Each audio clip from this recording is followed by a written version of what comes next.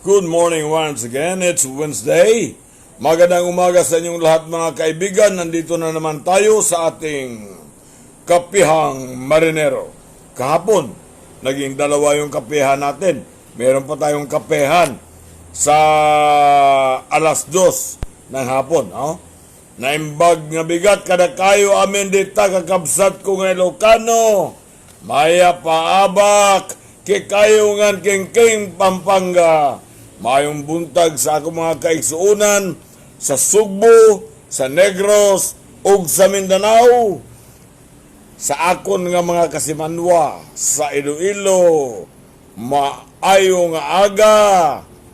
Damo gads. Damo gid sa mga garanon sa Iloilo. Hak mga kasangkayan halete, kag Samar, maupay nga aga idoy. Con mi hermanos y hermanas allí en Zamboanga, buenos días con ustedes.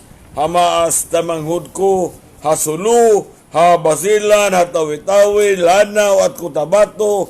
Assalamualaikum warahmatullahi ta'ala wa barakatuh. La ilaha illallah. Alright. Kahapon meron tayong kapihang marinero sa hapon at from 6 o'clock up to 9 o'clock in the evening, nagkaroon din kami, ng Zoom kasama ang mga iba't ibang organisasyon ng OFWs taga land base. Ngayon, ang masama doon, sa mahigit 20 sila, itatlo lang kami nasa sea-base. Yung tatlo na nasa sea-base, si Captain Morales, si Erickson Marquez at saka ako. Si Captain Morales hindi na nagsalita, ginibuhay niya na kay Erickson Marquez. Si Erickson Marquez naman nagsalita lang talaga ng allotted time nila ng 3 minuto. Ako, hindi rin binigyan ng mahaba ng panahon, 3 minuto. Ngayon, ibang-iba yung mga paliwanag nila sa land base, magkaiba naman talaga ang sitwasyon natin sa mga sea base. Kaya sinasabi ko sa kanila na kami dito sa mga sea base sector, iba ang ginagawa namin na hindi ninyo ginagawa. Sa totoo lang, may narinig ba kayo na tulong na ginagawa ng mga land base recruiters sa kanilang mga manggagawa? Marami rin silang mga manggagawa na stranded dito sa marami silang manggagawa na stranded dito sa Manila. Pero meron ba silang natulungan?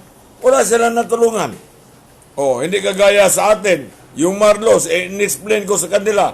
Ang Marlo, merong 140 mahigit ka mga marino na nandyan sa dormitory nila. Libre ang kain. 36,000 a day ang ginagastos nila.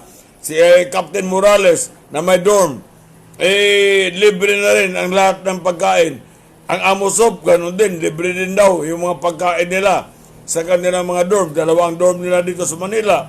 Meron sa Cebu, meron sa Iloilo, meron sa Davao. At pati hindi na nga daw member, ina-absorb na nila. Sabi ng Amosop, ito sabi ng Amosop, hindi ako nagsasabi. Sabi ng Amosop, na yung 2 nilang bus, binolunteer nila sa OWA. Kay Michael Nalam Ulayan, maayong buntag sir, maayong buntag. Maayong buntag Michael. Yung sa Splithof, nasa hotel yung mga tao nila. Maraming mga marino na nasa hotel. Ang sarap ng buhay. Kung ikukumpara mo sa Tagalan Base, wala talagang tumutulong sa kanila. Ngayon, anong maipagmayabang nila sa atin, no? Kaya nga, in-explain ko sa kanila, yung mga stranded. Ang stranded, hindi kasi isang klase lang.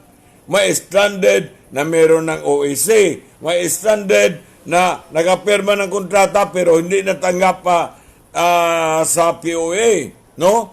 May stranded na naghantay pa lang ng line-up. May stranded na dumating na dito, tapos na ang quarantine, pero nandito pa rin. May mga stranded na nag-apply pa lang, di ba? Maraming klase ang standard. Now, ngayon, yung mga marino na iba na dinala ng UWA o dinala ng Coast Guard sa mga 5-star hotel, ang 14 days quarantine doon ay gumagasto ang isang manning agency ng 65,000 pesos sa 14 days ng quarantine. Biruin mo kung gaano kalaki yan. At kung yan ang magpapatuloy, ay walang manning agency na matitira. Lahat yan mabangkarote. Kaya yan nga ang sinasabi ko kung bakit kung marino, manning agency ang mag-shoulder. Bakit kung land-based, ang nandito stranded, ang uwang bahala. So, unfair. Kaya nga, sinasabi ko sa inyo na kailangan mag-ingay tayo, sulatan ninyo ang presidente na dapat magamit na natin ang pera natin sa uwa. Ngayon, ipaalam ko sa inyo na ang pera sa uwa, meron niyang mga 18 billion. Yung 18 billion na yan, sa 7 billion, almost 7 billion, pera ng mga marino. The rest, sa land base. Now, kung gagamitin natin, no, itira lang natin yung 5 billion, yung 1 billion, almost 2 billion, gagastusin natin para sa mga marino na stranded ngayon. At gagastusin natin yan sa pagpauwi ng mga marino, gagastusin natin yan sa, hindi yung rapid testing ha, yung PCR testing, no? Polymerase testing. Yun ang gagamitin natin. Yung tag 3,500 o 4,000 na ngayon. Sige, larga. Diyan natin gagamitin. Yung pamasahe sa mga marino na uuwi, diyan gagamitin. Diyan natin gagamitin. At iba pang sa pagkain ng mga marino. Ngayon, umaga, nag-text na naman ako kay Administrator Hans Gagdak na may mga marino pa doon sa Intramuros na hindi pa talaga nakatikim ng biyaya man lang na halos wala na rin pagkain. Kaya ko yan sila ng bigas, kahit isang sakong bigas man lang muna, and then papadalhan din namin. Namamalimos din ako ng mga dilata para sa dilata na sardinas, corn beef, noodles, kape, para kumpleto. Alam naman ninyo na ako wala akong pera. O galing kay Edgar Batiola, maayong buntag sir, watching from 13 Martires, Cavite. Ito naman kay Leo Galasa, he is also watching. So, patuloy lang sa panonood dito kasi every now and then, no, mayroong developments. At sa mga development na to, no, ipapaalam ko kaagad sa inyo. Binanggit ko rin yung Dole Akap. Bakit napaka-stringent yung requirement? Sinagot ako na former Dole Secretary Nitoy, no? Ni Nitoy. Sabi ni Nitoy ay Nelson, yung alam mo, noong 2 linggo nakaraan pa yan. Ngayon, yung passport o Siemens book nila at saka yung undertaking nila, yun na lang ang hinihingi ng uwa. O salamat naman kung yan na lang ang hinihingi ng uwa. Pero ang problema, may pera pa ba? Baka sabihin na naman na naubos na yung pera. Kaya nga kung hindi mabigyan, yung pera natin sa uwa, yan na lang ang gagamitin. Para dahil marami pang mga marino na nangangailangan ng tulong sa panahon na to. No? Hindi kasi lahat ng mga marino ay nagapaghanda sa ganitong sitwasyon. Kaya nga mga kabaro, no? Ito galing kay Roland Pinonia. Thanks you, sir. Sana matulungan talaga ang mga marino na mag-auwi sa probinsya, lalo na ako. Balik na lang ako pag okay na talaga na mag-resume na ulit ang training. Yes, yan ang problema eh. Pag naging normal na ang sitwasyon, mag-cope kaya ng mga training center na napakaraming magte-training na naman, mag-cope kaya ng marina na napakaraming aplikante na naman. Ako sa iniisip ko, no? Tansya ko lang, mga 30,000 ang mag-apply dyan sa marina. And marina can handle only about 1,000, 1,500 a day. So, napakahirap na dadaanan na naman natin. Papaano kung hindi natin mapalitan kaagad yung mga marinong Pilipino na bababa? Hindi natin napalitan ng Pilipino. Ay di ibang lahi na naman ang papalit. Sus, naku, Madre Mia. This will be a disaster. Magkaiba na kasi ang landscape ngayon. No? Magkaiba na ang landscape ngayon. Hindi bale noong araw. Kami lang ang pumapalit, no? Sa mga European.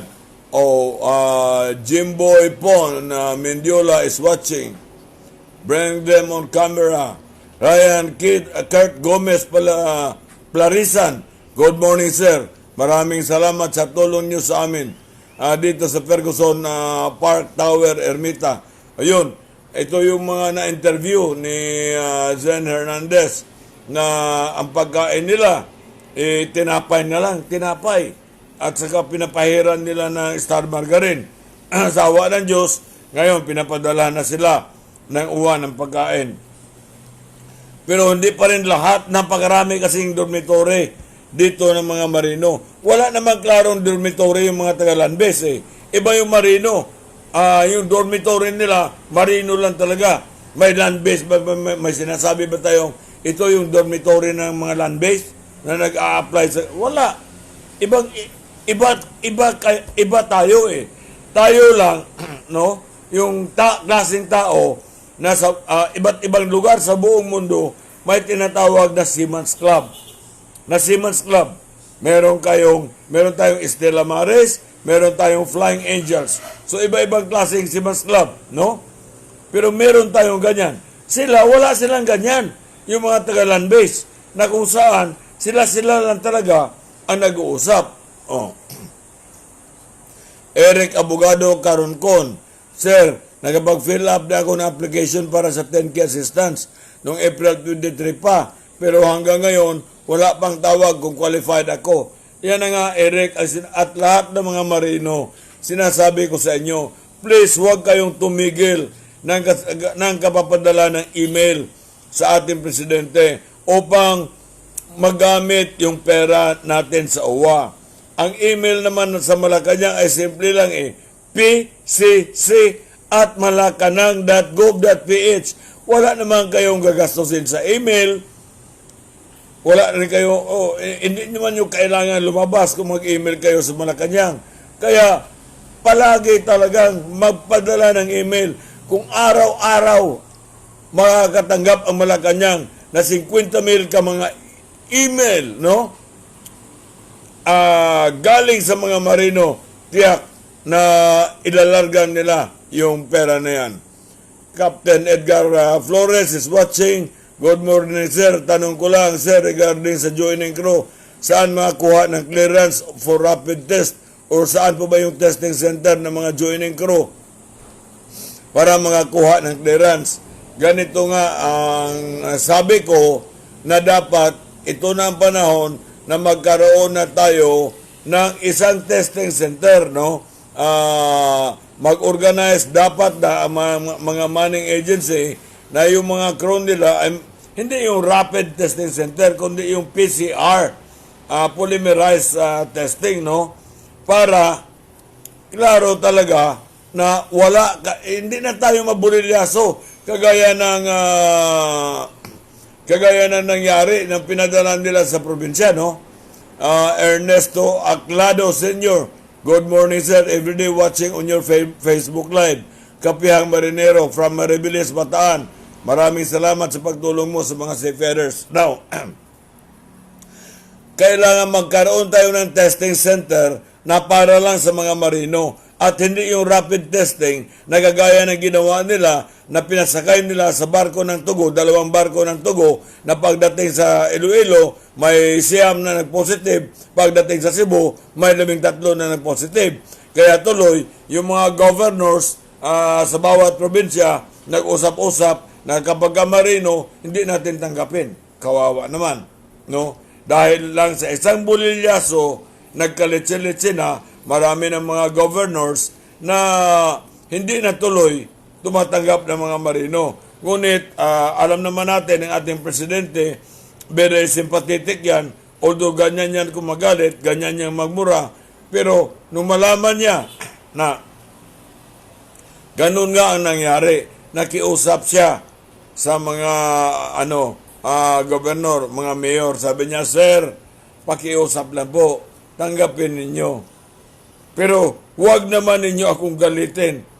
Huwag naman ninyo akong galitin na hindi nyo tanggapin. Kasi huwag nyo akong pilitin. Huwag nyo akong pilitin na ipa-implement ko ang gusto ko. Yan ang sinasabi ng ating presidente. Nakiusap siya. Now ngayon, siguro pag naayos na yan, ng Marina, ng Coast Guard, ng UWA, no?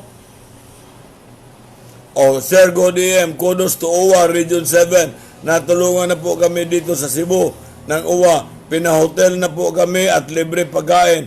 Hopefully, ayun, magandang ginawa ng UWA. Makakauwi na rin kami sa probinsya.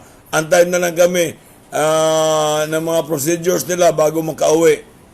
Sabi yan ni Yuni Biharan. Okay. So, meron namang ginagawa ang UWA, pero dahil nga sa dami ng mga Marino, hindi nila masakop talaga yan lahat. Yan ang sinasabi ko nga.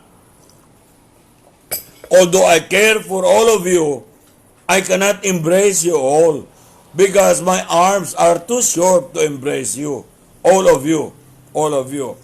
May natutulungan man ako na talaga naghihikaos na, wala na makain, pero wala din naman akong pera. Wala din naman akong pera, kaya namamalimos ako para yung nakuha ko sa aking pamamalimos ay pamahagi ko sa mga Marino na wala na talagang makain. Meron pa naman kaming makain dito. Meron din kaming mga 14 mga kadete dito na nandito sa UFS na na-stranded din yan. Actually, hindi stranded yan. Palagi talagang ganyan karami ang mga kadete. Actually, mga 30 yan na mga kadete ng UFS na yan sila na wala ng pag-asa sa kanilang pag-apply, no? Galing kay Andrew Son Alvarez. Ayong buntag, sir. God bless. Okay. God bless, Andrew. Marami yan sila. Simula pa 25 years ago, marami ako mga kadete o mga estudyante na tinutulungan. Kaya nga sabi ko sa kanila, nandito kayo sa akin for one reason, nahirapan kayo mag-apply. Bakit kayo nahirapan mag-apply? Nahirapan kayo mag-apply dahil nagbulakbol kayo magmulang elementary hanggang college. Pag interview, hindi kayo pumapasa. Hindi kayo pumapasa.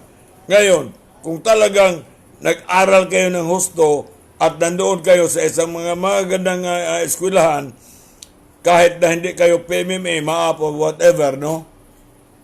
May tanong dito, si Roland Pinonya. Sir, tanong ko ulit about sa Provident Fund na releasing last March. Di namin nakuha kasi nag-lockdown. Pumunta ako doon, sir, serado sila. Laki na sanang bagay yun. Meron silang online, hanapin nyo lang ang online ng Amosop kasi may online na raw sila ngayon. Now, sinabi nila na mahirapan daw sila pagpadala. Ang sabi ng mga money agency, hindi kayo mahirapan, just contact us. Dahil kaming mga money agency, meron din naman kaming bank account sa mga tao na yan. Kami na ang magpapadala. Bilang conduit ninyo, magtulungan tayo. Yan ang sabi ng mga money agency sa Amosop, no? Okay. Sabi ni Early Boy Gahilomo, sir, maayong buntag, wala na dyan may makaon diri. O, asa mo David Boy? I-text lang, i-post lang, o asa inyong address. Pero, ang masulti nako ha, ang masulti nako og pananglitan gawas mo sa Manila area, di gid mo nako maadtuan, no? Di mo nako maanaan kay ang ako mga tao dinhi hangtod sa Manila ra gyud, di gyud kagawas. Lisod gani kayo may dinhi kay doon na pa'y color coding Monday, Wednesday o Friday lang magagawas. Sa una, mamalengke mi sa Libertad. Ang mga karon, ang Libertad naman, ang pwede mamalengke kung di ka taga Pasay, ay Monday lang. Oh, wala naman kaming Pasay sa Sunday. Wala naman kaming Pasay Sunday. Hindi naman kami makalabas. Kaya hirap na hirap din kami para makalabas dito. Ang kaya lang namin matulungan, yun lang mga boarding house na nandito sa Manila area. Hindi kami makalabas sa iba, no? Arnold Garcia Boy is watching. Sir, good morning. Sana mag-appoint ng PCR testing. Yan nga, kausapin ko ang mga manning agency na kausapin nila ang Red Cross. And I can talk also to Senator Gordon. Ang problema ng Senator Gordon, the whole day yan siya busy. May time lang yan sa gabi, no? May time lang yan sa gabi para makipag-usap. Para makipag-usap. Kapag may nag-text sa akin ng alas 11:45, alas 12, si Senator Gordon na yan. Kasi yan lang, alam ko, siya lang ang taong tumatawag sa akin o nagde-text sa akin ng ganong oras. Oh. Si Aliyah Tak. Arlac is watching. Bring them on camera. Francis Boy Miranda Alegre is also watching. Ipaabot ko yan sa mga money agency at ibigay ko yung telephone number, no, cellphone number ni Senator Gordon sa mga joint money group para makahingi sila ng tulong kay Senator Gordon nang magkaroon ng swab testing, yung PCR testing, no? Polymerase testing para sa mga joining crew. Hayaan nyo, gagawin ko yan. Makiusap ako kay Senator Gordon. At ibigay ko rin yung telephone number niya ni Senator Gordon sa mga presidente ng mga organisasyon ng Manning Agency.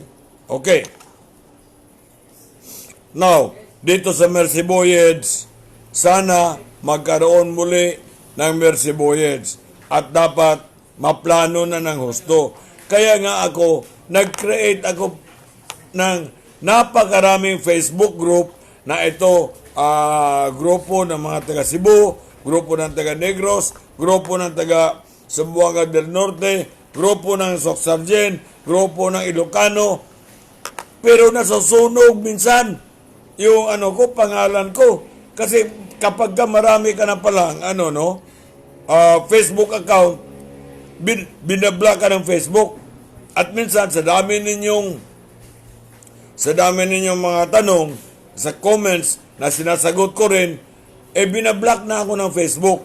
Kaya ito, pakiusap ko sa inyo, yung mga tanong ninyo, comments ninyo, sinusulat ko, dito ko na lang sasabihin ang sagot ninyo.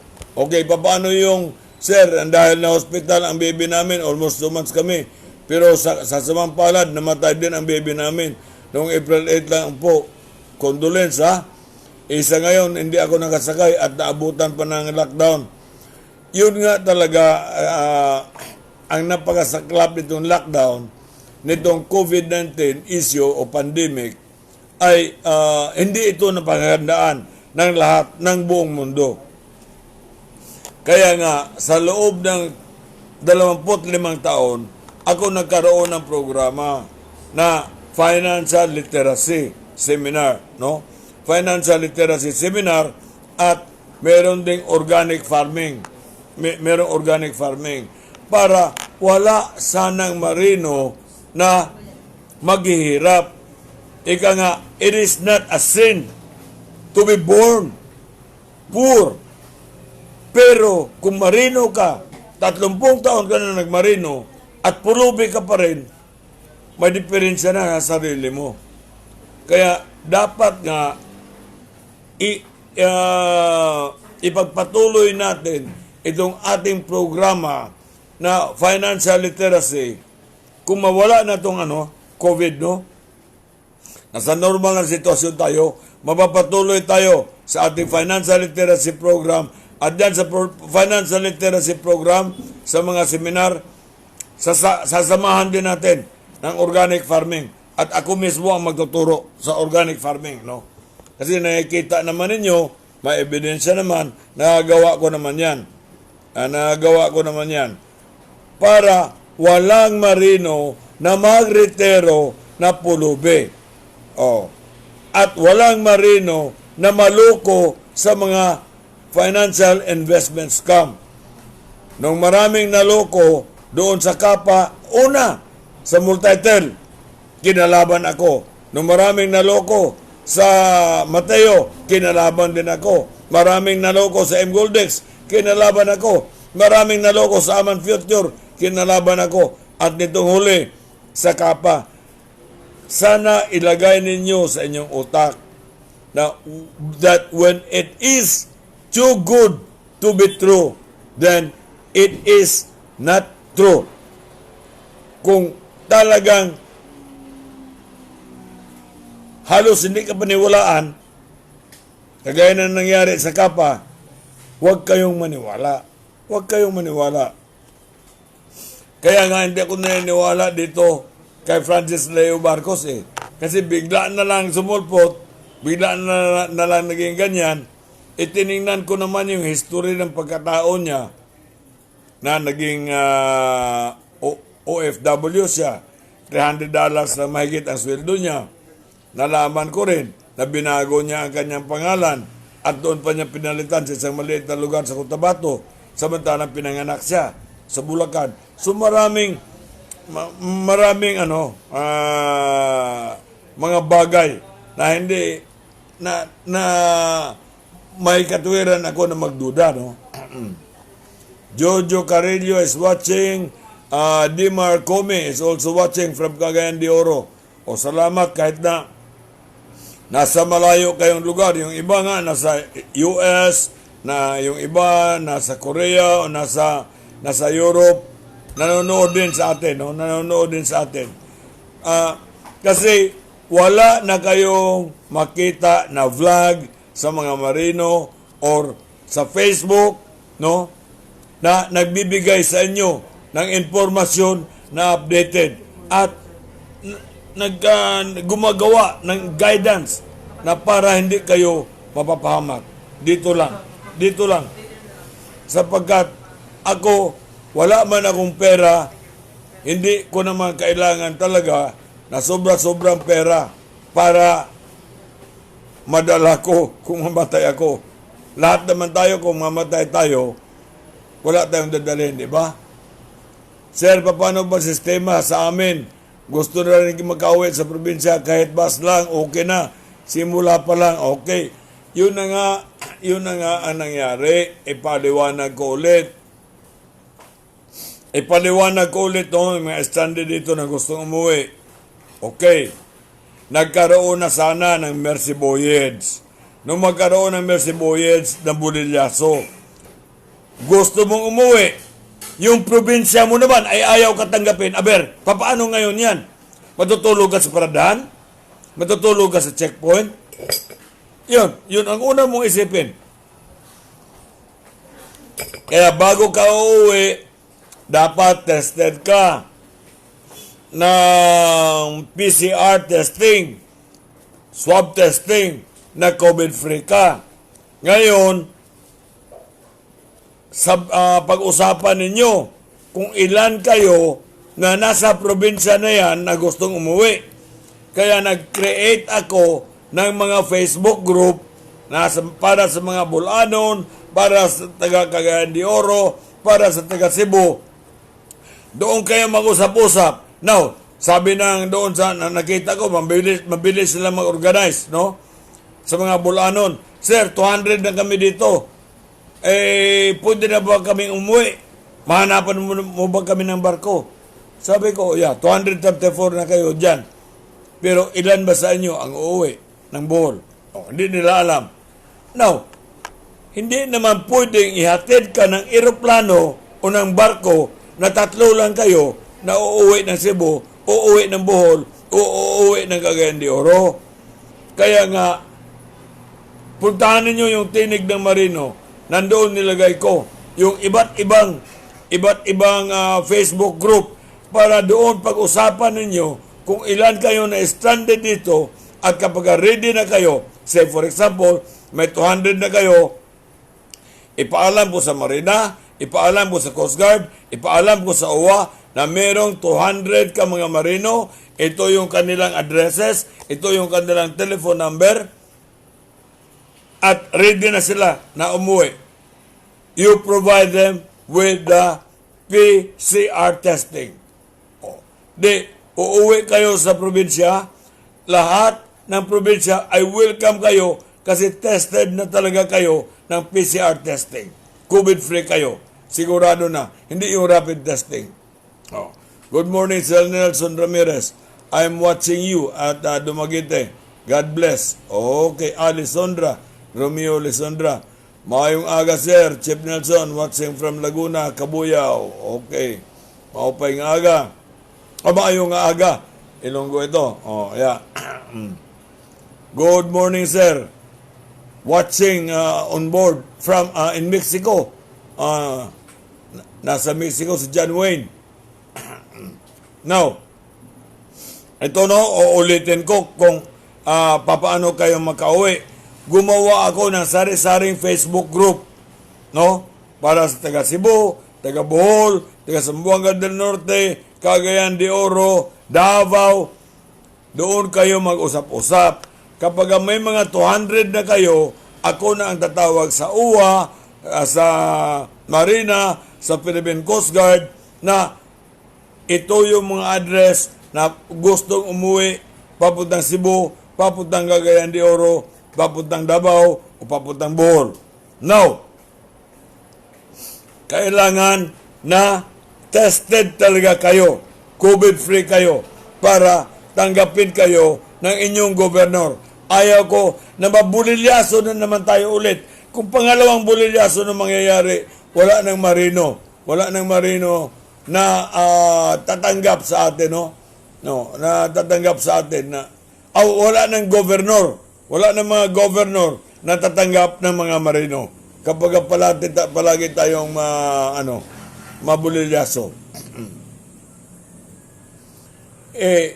Yun na nga ang problema, yung in-extend ng yung inyong mga semasbok, lahat ng dokumento, in-extend ng 6 na buwan ng bago nating Marina Administrator, Empedrad. Pero ang problema, kapag nagbukas yan, ang dami-dami talaga mag-apply. Salamat, Sir, praying for the quick response to have PCR testing for clearance on those joining crew this month when international flights resume. God bless you, Sir. Galing ito kay Gerson Bugante. Ngayong araw na to, gagawa ako ng paraan para makausap ng mga manning agency o makausap ko si Senator Gordon. Total, may na Senate. Sana nga makalabas ako. Ang problema, hindi ako makalabas kasi super senior na ako. 70 years old na ako. Bawal, ito na, merong Ilonggo Seafarers League. Kaya nga, marami ng mga, marami ng mga Facebook group na ako na ginawa hanggang sa nasunog na ako. Hindi na ako, join Marinong Bulanon Facebook group. Merong Marinong Bulanon Facebook group. Hindi na ako magagawa ng iba pang Facebook group kasi binawalan na ako ng Facebook mismo. Nasubra na raw kadami ang account ko. Now, kayo na lang gumawa. Halimbawa, meron pang gustong gumawa. Yung mga taga Bicol, ginawan ko na rin. Ginawan ko rin kayo ng Facebook group. So, yung iba, taga Mindoro, hindi ko pa nagawan, taga Romblon, whatever. Gumawa na lang kayo ng sarili niyong Facebook group. at ayain ninyo yung kay inyong mga kababayan upang doon kayo mag-uusap-usap. Okay? So, inabot na rin tayo ng kalahating oras. Kaya bukas na naman, mag-uusap na naman tayo. Araw-araw ako na maglilingkod sa inyo. O, gagawin ko yan para malaman ninyo ang day-to-day update sa mga nangyayari. Okay, maraming salamat.